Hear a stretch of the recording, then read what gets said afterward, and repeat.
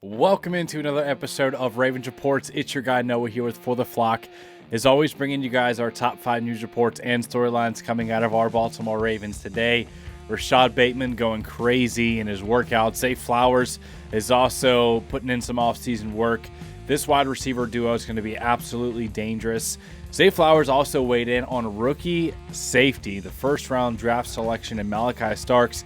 And speaking of Malachi Starks, we're going to break down if the Baltimore Ravens have the best secondary in the National Football League and compare some other secondaries and how this could be a true no-fly zone here in Baltimore. We also got Keaton Mitchell putting in some work.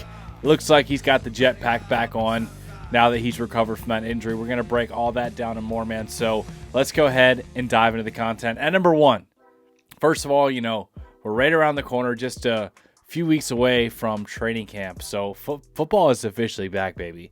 It's July. It's training camp season, and then we have preseason games, and then our first game, Sunday Night Football against the Buffalo Bills. That's going to be absolutely electric. The Ravens will be fired up for that one. But let's talk about Zay FLowers weighing in on Malachi Starks. Here's what he had to say. Yeah, Malachi, I like that. You gonna see? Just chill. Wait till little bro lock in. Yeah, he like that. Once he catch that game speed in real life, we done, feel me? He already caught up for real. So there's been so much going on in the offseason with the Jair Alexander signing and, getting Mike Green in the second round and the whole Justin Tucker situation. We have DeAndre Hopkins being brought in and just all kinds of stuff going on with the Ravens this year. We've had extensions, and I feel like we're overlooking a little bit like the first round draft pick. Like Malachi Starks, I feel like he's kind of going under the radar a little bit with everything else that's going on with the Baltimore Ravens. But Malachi Starks, the fact is the Ravens were able to get the best safety in the draft class in the first round, despite, picking in the back end of the first round. And Malachi Starks is a ball player. Not only is he super talented, but his mental processing and his leadership is bar none compared to when it comes to rookies. Malachi Starks is one of the most locked in. He's got nothing but high praise from his coaching staff. Eric DaCosta talking about the interview and everything he had with Malachi Starks, saying it was one of the best interviews he's ever had.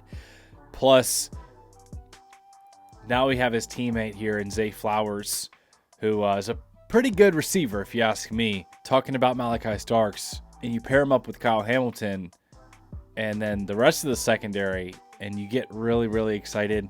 Now, was the Baltimore Ravens plan originally to get Malachi Starks in the starting role, or was he going to be kind of like a sub package, like how they kind of introduced Nate Wiggins last year? They didn't just throw him out into the fire as a starter, and they have done that with rookies in the past, but with secondary players, it feels like they like to kind of get them mixed in a little bit. Even Kyle Hamilton wasn't like a immediate starter right off the bat, despite being the 14th overall selection. But Malachi Starks is kind of being pushed into that right now because Darius Washington went down with that injury. So my point is with his mental processing, his knowledge of football, and his leadership, I think he's actually going to be up for this challenge. He might have some hiccups here and there, but I'm really excited to see his talent on display and paired up in the rest of the secondary and defense. It's going to be really fun to watch. But at number 2, speaking of Zay FLowers, you got to check this out. Out of all of the first-round receivers that were taken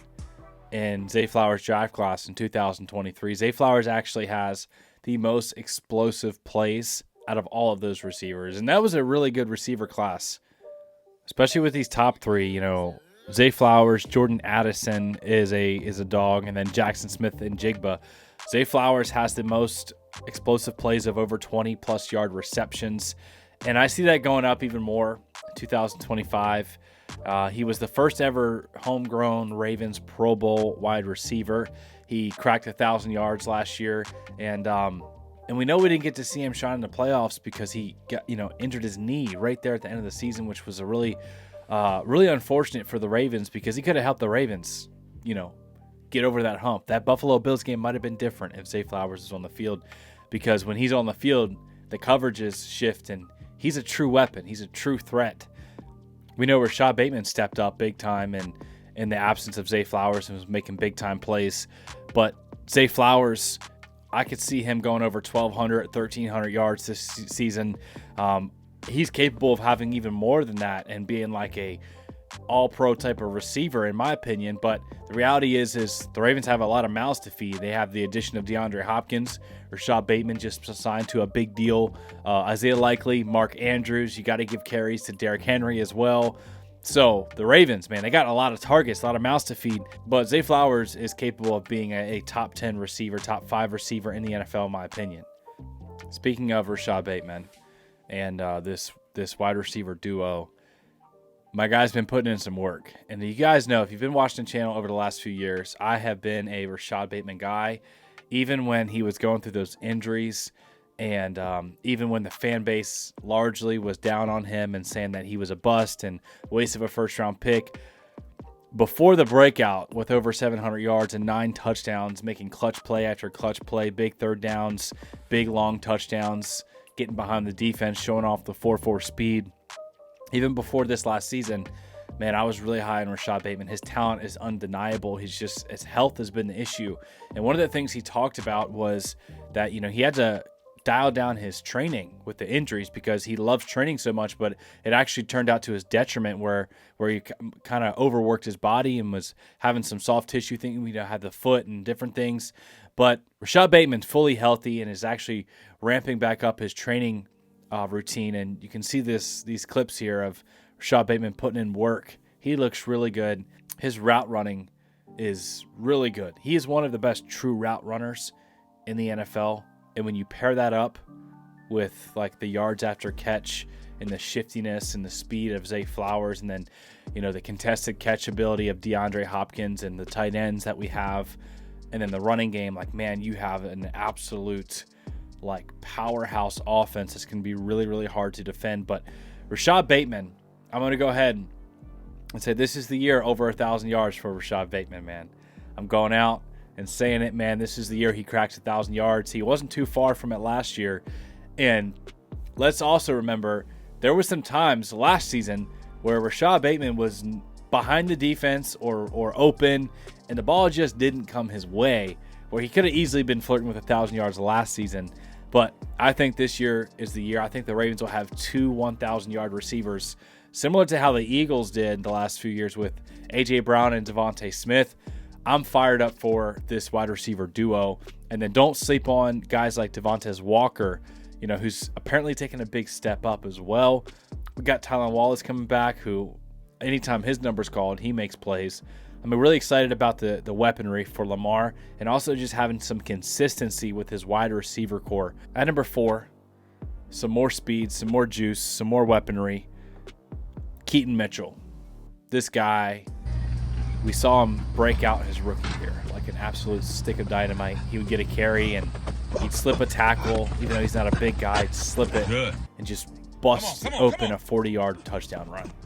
And he just had this electric speed. He could really bounce almost any run to the outside and still pick up yardage with his speed.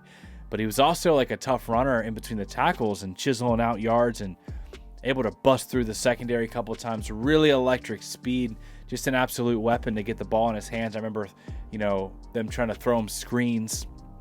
But then we know what happened, right? He had that awful knee injury against the Jacksonville Jaguars. And with the injury like that, it takes 1.5 years, 2 years to be fully recovered. Even though he was back last season, about a year removed from the injury because he worked his butt off to get back, he still didn't have the full speed, the full mobility that he had pre-injury. But it's looking like he's, 99% back. This workout of him plus the speed that he's been recording on his private workouts has been really, really encouraging. And will he push Justice Hill for some snaps and take a little bit of workload off Derrick Henry? Very possible. Maybe we'll see some 2-back sets and get creative. Derrick Henry and Keaton Mitchell, or Justice Hill and Derrick Henry, or whatever. Man, so many different options, so many different weapons for this Ravens offense to deploy. Now the third year of Todd Monken, knowing the strength of his personnel and how Lamar Jackson likes to run things. This is going to be a top 3 offense in the NFL. I think it'll be the best. Just going out right now and saying it. But the defense also, I believe, is going to be a top 5 unit. If you look at the talent, man, I'm so fired up about that Jair Alexander signing. But I'm really excited for this team. I've said it 1,000 times. But speaking of that secondary and Jair Alexander at number 5, there's been a lot of talks among the media and different talk shows and stuff. Do the Ravens have the best secondary in the NFL? And man, you already know. I actually didn't plan on doing this, but I always have the purple shades on deck, ready to go. So yes, Baltimore Ravens do have the best secondary in the NFL, and they will have the best passing defense. 2025. Not only will they have the best passing defense in 2025, but they will lead the NFL in turnovers as well. Not only will they be a no-fly zone, but they're going to get a lot of picks, a lot of forced fumbles, a lot of tip balls, and it's going to be fun. Marlon Humphrey said it. He said, hey, the identity of this defense needs to be takeaways. Doesn't matter how good you are. If you're not taking the ball away, you're not good enough. So I love that mentality. Then you got the veteran in Jair Alexander opposite of Marlon Humphrey, and then Nate Wiggins, the first-round pick, and then Malachi Starks, the first-round pick, and then Kyle Hamilton, the first-round pick, who's an all-pro, and then Roquan Smith, all-pro, first-round pick. Like, the Ravens are loaded, man, and I'm excited about the pass rush, too. Odafe Owe had 10 sacks last year. He put on 20 pounds of muscle and is in a contract year, so he's going to be more motivated than ever. Mike Green fell to the Ravens in the second round. Should have been a top 15 type of pick with his pass rush prowess. We have Kyle Van Noy, who's hungry for a Super Bowl, a veteran there. We also have some young dogs. You know, Tavius Robinson has been taking steps up. David Ajabo's got something to prove and has shown flashes at times. And then Adisa Isaac has apparently looked really good. So the Ravens pass rush room is looking really good. Then you got Nnamdi Madubuike and Travis Jones to push the interior of the pocket. Man, this Ravens pass rush defense is going to be something deadly, something really serious. And I can't wait to see it on Sundays, man. We're right around the corner. Like we said, we're in July, training camp season. And I love you guys. I can't wait to watch Ravens football with you guys again. So smash the like button if you got any value out of today's content. I love you guys. Appreciate y'all. Let me know all your thoughts in the comment section below. Don't forget to have your subscription and notification bell on so you don't miss any Ravens news or content. Thanks for tuning in, and we'll see you in the next video.